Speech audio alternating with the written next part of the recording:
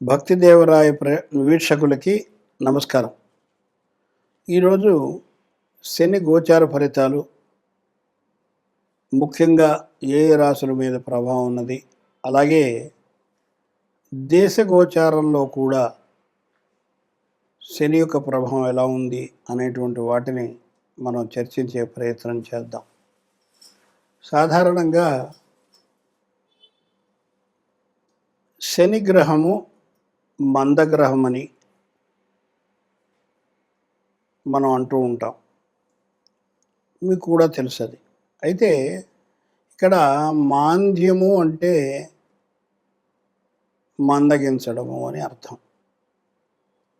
అంటే ఇంకొక విధంగా మనం కాలపురుషాంగాల్లో చూసుకున్నట్టయితే, ఇప్పుడు ప్రస్తుత గోచారంలో మీనరాశిలో శని సంచారం, ఆయన యొక్క 3 దృష్టులు వరుసగా తృతీయం, సప్తమం, దశమం, ఇవి వృషభ రాశి మీద, కన్యరాశి మీద, ధనుర్రాశి మీద పడుతున్నాయి.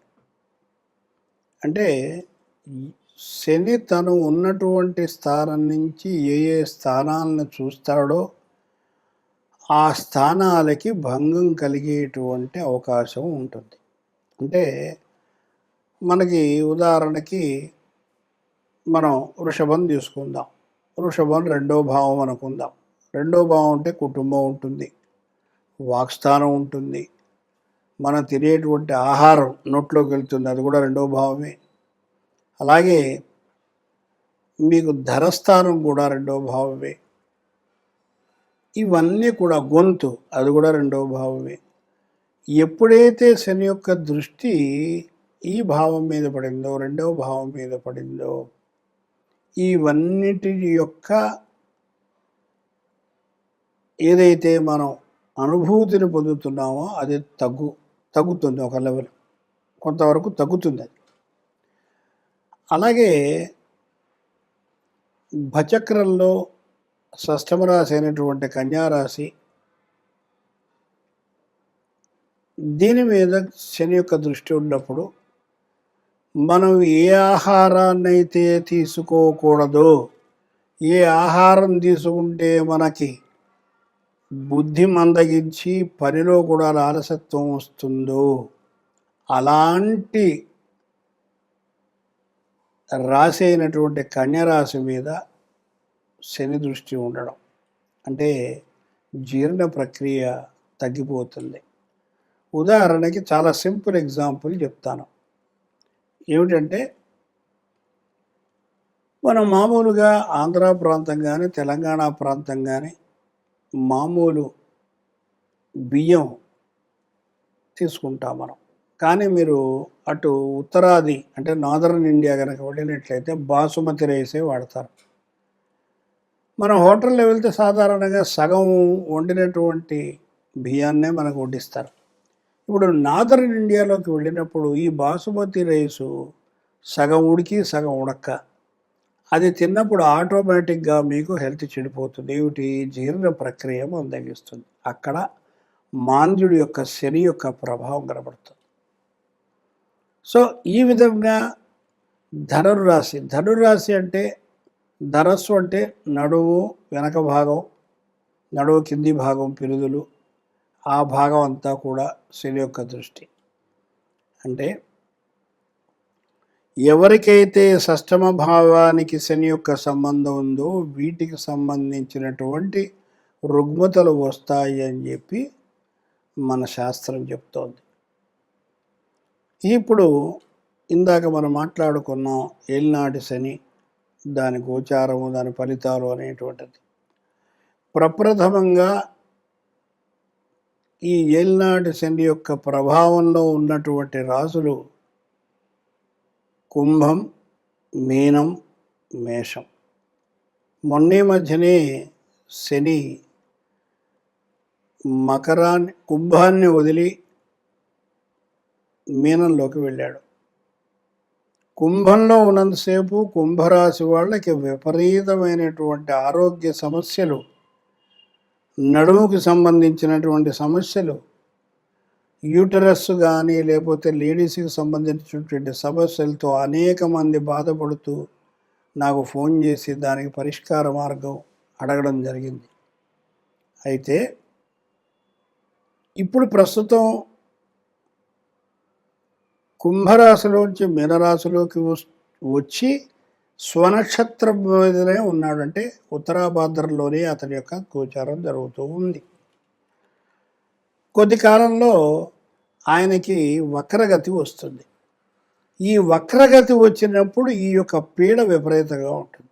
ఇది మీరు గుర్తుపెట్టుకోవాలి. అంటే మనం శని యొక్క పూజలు చేయొద్దని కానీ లేదా గోపురాలకి గుళ్ళకి వెళ్ళొద్దని కానీ నేను చెప్పను. కానీ ఆరోగ్యం తస్మాత్ జాగ్రత్త. అంటే ఏదైతే ఆహారం తీసుకుంటే మీకు ఇబ్బంది కలుగుతుందో ఆ ఆహారాన్ని మాత్రం మీరు తగ్గించాలి అనేటువంటిది సూచన తప్పనిసరి. అయితే మరి ఇక్కడ ఒక ప్రశ్న వస్తుంది. నా బోటి వాడు ఎవడో పెద్ద ఆయన అంటాడు, ఏమండి మరి మాకు బుర్ర పని చేయదండి అని చెప్తారు కదా, ఎల్లాడి సరి వచ్చినప్పుడు అన్ని తప్పులు చేసేటువంటి అవకాశాలు ఉంటాయి కదా, మన యూట్యూబ్ ఛానల్లో చాలామంది చెప్తున్నారు, మరి దీనికి ఏంటి అన్నప్పుడు ప్రతి సోమవారము శివాలయంలో మారేడు చెట్టు చుట్టూతా 5 ప్రదక్షిణాలు ఓం నమ శివాయ, ఓం నమ శివాయ, ఓం నమ శివాయ. అలాగే శనివారం నాడు రావి చెట్టు చుట్టూతా ఆంజనేయ స్వామి గుడిలో జై వీరాంజనేయ వీరాంజనేయ అనుకుంటూ ప్రదక్షిణాలు 5 చేసినట్టయితే ఫస్ట్ ఒక మండలం రోజుల తర్వాత అంటే మనస్సు మీకు కొంచెం కంట్రోల్లోకి, మండలం అంటే 40 రోజులు. కొంతమందికి రాదండి. అంటే వాళ్ళకి శని పీరియడ్ జరుగుతూ ఉంటే, అంటే దశ కానీ దశ కంటే కూడా భుక్తి అంతరం జరుగుతూ ఉన్నట్టయితే వాళ్ళకి బాగా ఎఫెక్ట్ ఉంటుంది. కాబట్టి వాళ్ళు కంపల్సరిగా భుక్తి ఉన్నన్ని 2.5 సంవత్సరాలు 3.5 సంవత్సరాలు కంపల్సరిగా వాళ్ళు ఈ ప్రదర్శనలు చేయాలి. చేస్తే తప్పనిసరిగా మీకు రిలీఫ్ అనేటువంటిది కనబడుతుంది. ఇది స్వానుభవం. ఏదో పుస్తకాల్లో చదువు గ్రంథాల్లో కాపీ కొట్టు చెప్పేది కాదు. ఇది 50 సంవత్సరాల అనుభవం మీ ముందరకు తీసుకొస్తున్నాను. ఇంకోటి, ఎప్పుడైతే మీకు ఏలినాడు శని యొక్క పీరియడ్ మొదలవుతుందో మీరు ఖర్చు పెట్టేటువంటి ప్రతి పైసా కూడా మీ సతీమణి యొక్క అండర్లోనే, అంటే ఆమె యొక్క కనుసైగలతోటే మీరు వెళ్ళడం మంచిది అని నా యొక్క అభిప్రాయం కూడా. లేకపోతే మీరు పల్టీ కొడతారు, ఉన్న డబ్బులన్నీ ఖాళీ. ఇది తథ్యం. కాబట్టి ఇది మీరు గుర్తుంచుకోవాలి. అలాగే ఆడవాళ్ళకి జరుగుతుంది అనుకోండి, అప్పుడు భర్త చెప్పినటువంటి విధంగా వెళ్ళి వినాలి. అప్పుడు ఇద్దరికీ జరుగుతుంది అనుకుందాం, అప్పుడు పెద్దవాళ్ళ యొక్క సలహా తీసుకొని, ఎవరో సీనియర్ మోస్ట్ ఆచార్యులు, నా ఓటు వాడు, నన్నే కాదు ఎవరైనా కాదు, వాళ్ళ యొక్క అభిప్రాయం తీసుకుని సలహా తీసుకుని అప్పుడు మీరు ముందరికెళ్తే దీంట్లోంచి బయటపడి చక్కటి జీవనాన్ని మీరు సాగించవచ్చు. ఏలినాడు శనగానే భయపడిపోయి అమ్మో అయ్యో అని ముందరే వచ్చి లేనిపోయిన టెన్షన్ తెచ్చుకోవాల్సిన పని లేదుగాక లేదు. అయితే సీనియర్ సిటిజన్స్కి విషయానికి వచ్చేసరికి ఏలినాడు శని పీరియడ్లో ఒక్కటి మాత్రం గుర్తుపెట్టుకోండి, ఎలాగైనా ఏదో ఒక రోజు మనం ఈ లోకాన్ని వదిలి వెళ్ళిపోక తప్పదు. కానీ ఈ శని ఏం చేస్తాడంటే వైరాగ్యాన్ని కలుగజేస్తాడు. ఇక భార్య పిల్లలు లేదు, అంతా మిథ్య, ఇది ఉట్టి నాటకం, వీళ్ళందరూ మనతో ఆడుకుంటున్నారు అనేటువంటి జ్ఞానాన్ని మాత్రం తప్పనిసరిగా శని ఎవరికైతే దశ జరుగుతుందో ఆ పీరియడ్లో ఎక్కడో అక్కడ మీకు తప్పనిసరిగా ఈ యొక్క అనుభవం అనేటువంటిది మీకు వస్తుంది. ఇంకా ఈ ఏలినాడు శని పీరియడ్లో మీకు తెలియకుండా కూడా అనేకమైనటువంటి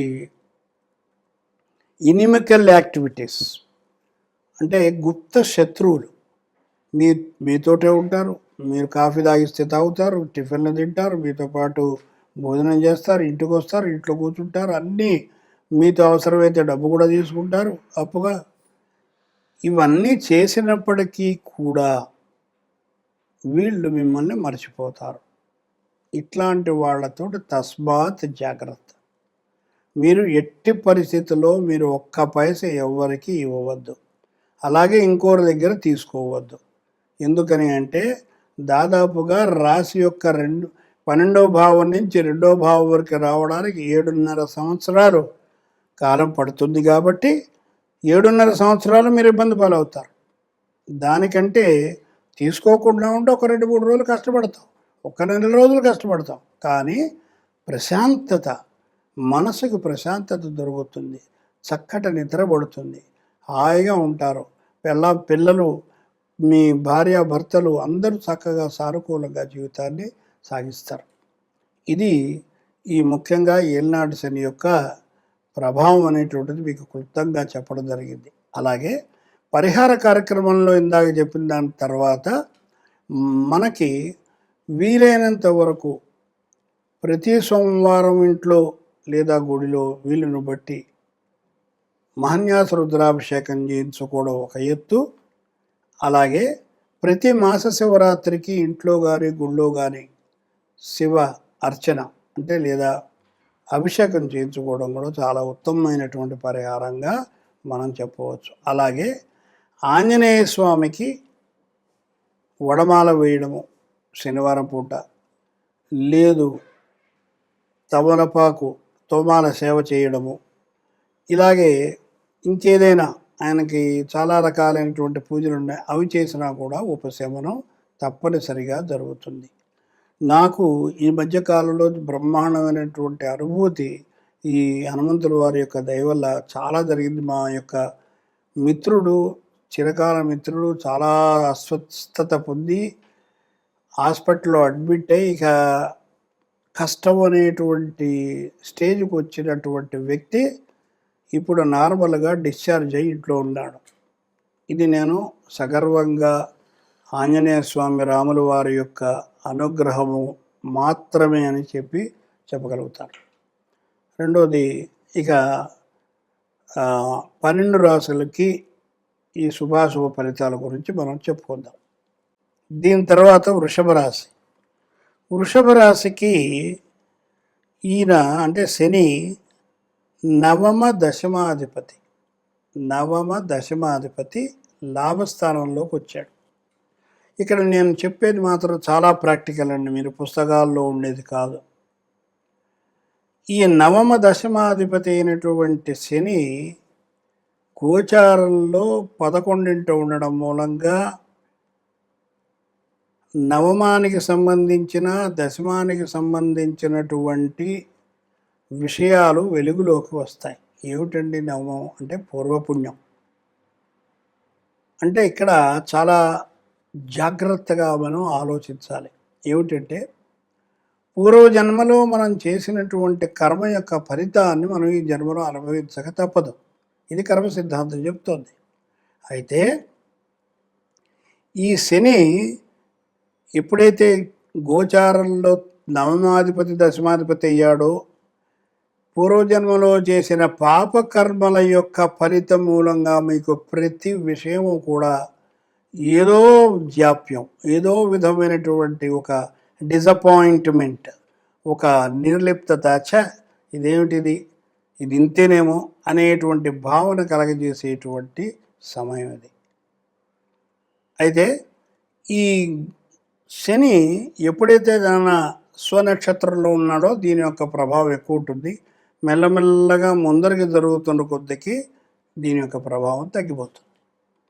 సో ఇక్కడ దశమం అంటే పూర్వం ఏదైనా ఇతన్ని మోసం చేసి ఏదైనా ఉద్యోగం రాక ఇబ్బందులు పాలైనట్టయితే తప్పనిసరిగా ఈ సంవత్సరం శని భగవానుడు ఉద్యోగాన్ని ఇచ్చి తీరుతారు. ఎవరైనా సరే, ఇది గవర్నమెంట్ కానీ ప్రైవేట్ కానీ తప్పనిసరిగా జరుగుతుంది.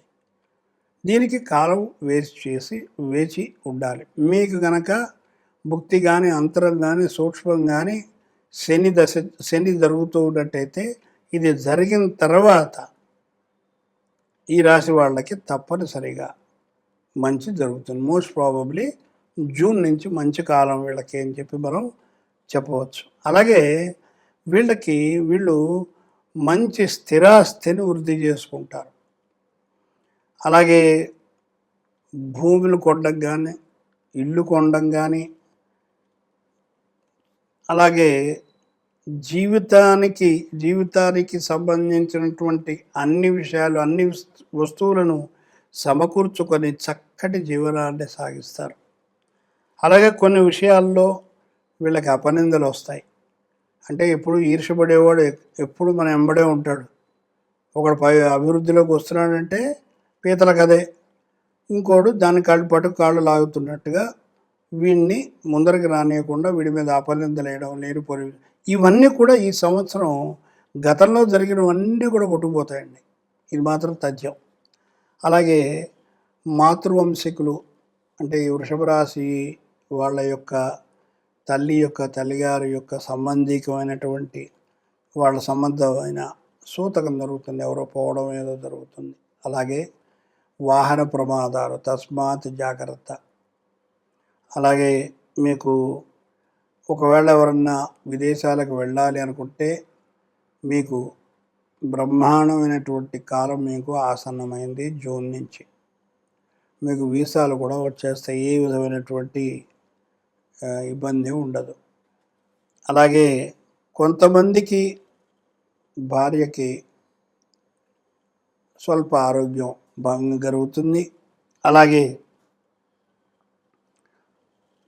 అన్నదమ్ముల మూలకమైనటువంటి అప్పచెల్లి మూలకమైనటువంటి చిన్న చిన్న తగాదాలు వచ్చేటువంటి అవకాశం ఉంటుంది. కాబట్టి జననీం కనకవృష్టిం దక్షిణాం తీర్పయామి, జననీం కనకవృష్టిం దక్షిణాం తీర్పయామి. ఎవరైతే మీకు ఇబ్బంది కలిగిస్తున్నారో వాళ్ళని అమ్మవారి రూపంలో మనసులో ధారణ చేసుకుని ఈ మంత్రం చదివితే వాళ్ళందరూ మీకు అనుకూలంగా వచ్చేటువంటి అవకాశం కనబడుతుంది.